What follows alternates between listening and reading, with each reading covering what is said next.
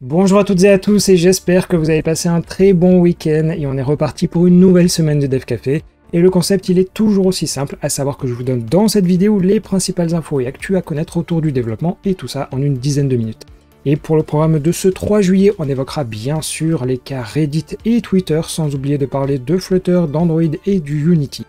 Mais avant de voir ce programme passionnant, comme d'habitude, on va commencer par regarder ce qui s'est passé quelques années en arrière, et pour le coup c'était vraiment quelques années puisque c'était le 1er juillet 70. Et c'était la création de XeroSpark que vous connaissez peut-être aussi sous le nom de Palo Alto Research Center, et c'était notamment ici qu'un certain Steve Jobs avait visité les labos et s'était inspiré entre guillemets des recherches pour ces fameux Macintosh, et d'ailleurs 53 années plus tard, ce labo il existe toujours.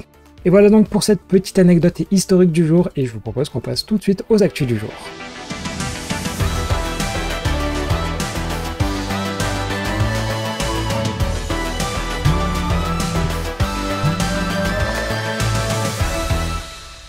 Allez, aujourd'hui on va changer l'ordre des sujets en faisant du plus général au plus technique. Et malheureusement, vu qu'on a dépassé le 1er juillet, on peut désormais dire que Reddit a gagné sa bataille puisque la fameuse API payante est désormais en place.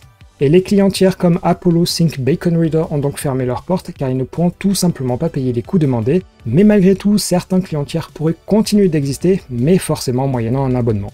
Et dans cette histoire, on peut certes dire que Reddit a gagné, mais ils ont probablement beaucoup perdu car ils se sont mis à dos les modérateurs des différents subreddits et sans eux, difficile de voir le réseau bien se tenir. Et ce d'autant plus que jusqu'à présent ils faisaient ça bénévolement, et autant Reddit a remporté la victoire à court terme, autant il serait intéressant de voir les chiffres de fréquentation au long terme et notamment de voir si les communautés elles sont toujours aussi vivantes.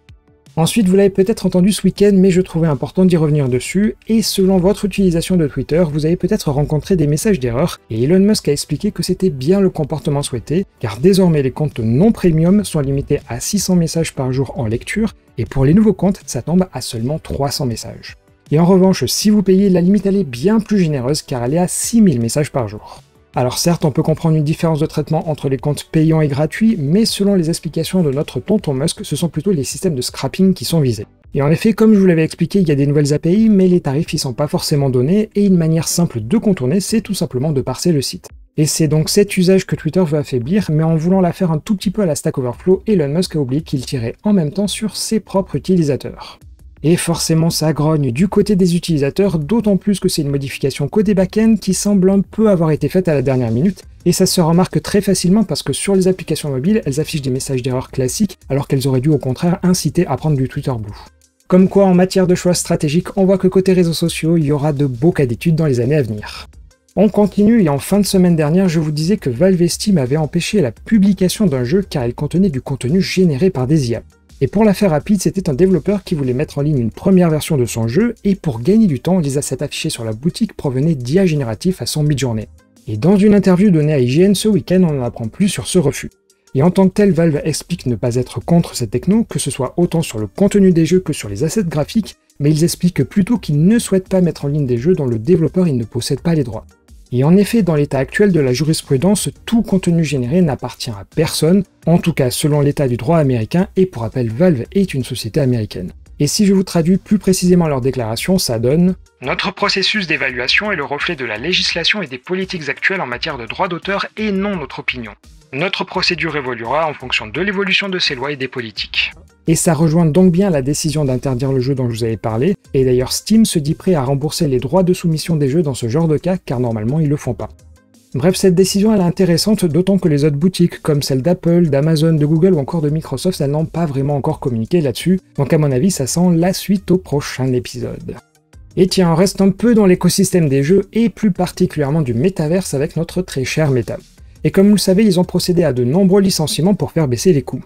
Sauf qu'en réalité, c'est un peu comme le village d'Astérix, il y a certes des économies, mais certains irréductibles gagnent beaucoup, mais alors beaucoup plus que les autres. Et en effet, si vous faites embaucher chez Meta pour un métier autour de l'AR et de la VR, les salaires ils se situent entre 600 000 et 1 million de dollars par an. D'ailleurs, selon un recruteur, c'est ni plus ni moins que le double du salaire normalement demandé dans les grandes sociétés de jeux, et donc la logique elle est assez simple ici, Meta essaie tout simplement de garder tous les talents chez elle pour éviter la tentation d'aller dans des écosystèmes concurrents, par exemple celui d'Apple. Et d'ailleurs, à être chez Meta, vous savez que l'année prochaine, les App Store tiers feront leur apparition, et à ce titre, on sait que Microsoft voudrait lancer le sien, mais plutôt en mode Xbox. Et pour ce qui est de Meta, ce serait un peu plus intelligent car très clairement, il n'y a pas besoin d'avoir une boule de cristal pour savoir qu'il va y avoir beaucoup de nouvelles boutiques qui vont se créer et à peu près 6 mois après, il en restera que 2 ou 3.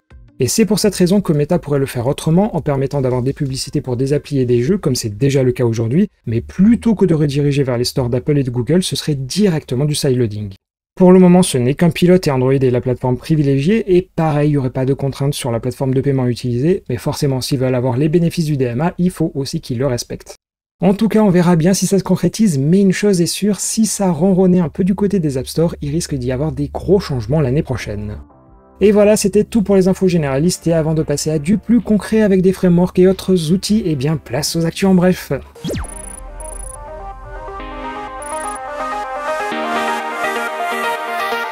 On commence par des mauvaises nouvelles car les licenciements se poursuivent chez Niantic, le célèbre créateur de Pokémon Go qui se sépare de 230 employés et ferme son studio de Los Angeles. Malgré des tentatives de diversification, leurs profits viennent essentiellement du jeu de Pokémon. Et ensuite, les créateurs du jeu Jurassic World Live, qui est la société Ludia basée à Montréal, renvoient de son côté 55 employés. En revanche, chez WeChat, tous les indicateurs sont au vert pour cette messagerie chinoise puisque les mini-jeux disponibles dans l'application attirent 400 millions d'utilisateurs actifs mensuels. Ensuite, en février dernier, un bug permettait d'afficher Google Maps à la fois sur l'interface Android Auto des voitures et sur son téléphone Android. Mais il semblerait que ce comportement non souhaité à la base se transforme en fonctionnalité, puisque sur la version de Google Maps de la fin juin, de nombreuses personnes indiquent pouvoir le faire désormais. On poursuit et l'État américain de l'Arizona commence à manquer d'eau et c'est un État qui attire pourtant les data centers des GAFAM. Mais face à cette problématique, le gouverneur a limité le nombre de nouvelles constructions qui ne devraient pas toucher les projets déjà validés, mais qui remet en cause l'arrivée de nouveaux data centers. Et enfin, vous en avez marre de recevoir des appels de publicité ? Eh bien, une société a trouvé le moyen de répondre certes aux appels à votre place, mais surtout de faire perdre des dizaines et des dizaines de minutes aux téléconseillers. En effet, en s'aidant de ChatGPT, ils annoncent arriver à faire durer les conversations pendant 30 minutes pour bien évidemment aucun résultat au final. Comme quoi l'IA se révèle bien utile aussi. Allez, on reprend et cette fois-ci on va s'intéresser un peu plus aux devs car la première partie c'était essentiellement des sujets un peu plus généralistes et pour ça on va commencer avec un très certain Android Beam qui était né sur Android 4.1 et qui consistait à faciliter l'échange entre des téléphones. Et l'idée c'était de se servir du NFC pour ensuite laisser les applications dialoguer entre elles, et bon dans les faits très peu l'ont utilisé mais ça pouvait être aussi un bon mécanisme pour s'échanger des fichiers. En gros, le NFC y mettait en place le canal de communication et du Wi-Fi ou du Bluetooth prenait ensuite le relais car forcément le débit du NFC il était insuffisant. Mais cette fonctionnalité elle était peu discoverable comme on le dirait en anglais car il fallait rapprocher deux téléphones entre eux et voyant ça Google l'avait ajouté dans le menu du partage mais là aussi ça n'avait pas vraiment pris non plus. Et c'est pour ça que depuis Android 10 cette fonctionnalité elle était dépréciée mais le code il existait encore dans le système. Et notre ami Michel a découvert que sur Android 14 elle devrait définitivement disparaître. Et finalement, c'est étonnant de voir qu'en parallèle, Apple fait exactement le contraire, car AirDrop s'ouvre maintenant aux applications tierces, avec notamment NameDrop qui permet de s'échanger des cartes de visite sans contact. Alors toutefois, c'est pas à proprement parler le NFC qui est utilisé sur les iPhones, mais le concept, il est quand même assez proche. On poursuit sur Android et cette fois-ci, c'est une découverte de Dylan qui a remarqué que sur la version Canary d'Android Studio, il est maintenant possible d'importer et d'exporter les logs dans un fichier avec une extension en .logcat. Alors en tant que telle, la fonctionnalité elle n'est pas super utile, mais par contre elle pourrait se greffer à des workflows ou par exemple lors de la saisie de bugs pour faciliter la compréhension. Bref, c'est une fonctionnalité appréciable mais qui n'arrivera pas tout de suite car il y aura d'abord Android Studio Giraffe qui doit passer en version stable. On change de framework mais on reste chez Google pour parler de Flutter et en l'occurrence je vous avais parlé à plusieurs reprises de Shortbird qui permet de mettre à jour à distance des applications sans pour autant passer par le Google Play ou l'App Store et c'est déjà ce que fait React Native. Pour le moment ça ne fonctionne que sur Android mais iOS ne devrait pas tarder.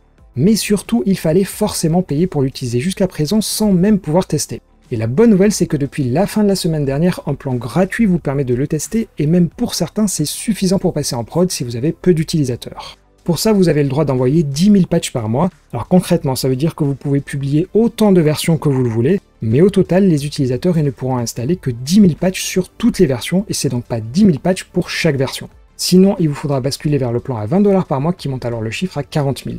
Et dans les réponses, on apprend que si vous dépassez ce quota, vous pouvez opter pour une sorte de pay as you go en achetant des packs d'installation supplémentaires. Et toujours sur Flutter, une mauvaise nouvelle, car selon des chercheurs en cybersécurité, ils auraient découvert un malware pour des applications Android, mais entièrement codé en Flutter.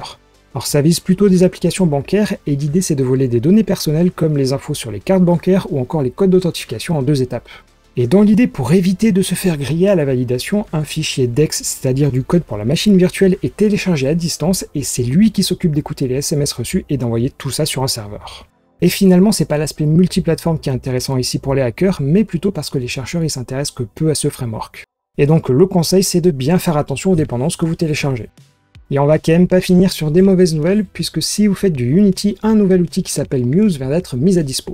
Alors concrètement, il s'agit d'une IA générative qui transforme du texte en texture, sprite et autres animations.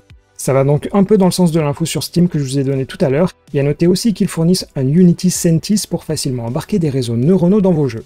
Et voilà, c'était plus ou moins toutes les infos qui ont marqué ce week-end, et j'espère en tout cas que ma petite sélection vous aura plu. Et d'ailleurs, n'hésitez pas à me dire si vous préférez avoir les actus plus généralistes en premier comme c'est le cas aujourd'hui, ou alors si tout simplement c'était mieux avant. Quoi qu'il en soit, je vais attendre un tout petit peu avant de voir si je change ou pas le format de Dev Café pendant l'été, parce que en toute logique, il devrait y avoir un tout petit peu moins d'infos, mais bon, pour le moment, la question, elle ne se pose pas. Allez, sur ce, je vous souhaite forcément une très belle journée, courage si vous sortez du lit, et forcément, moi je vous dis à demain pour forcément un nouvel épisode de Dev Café.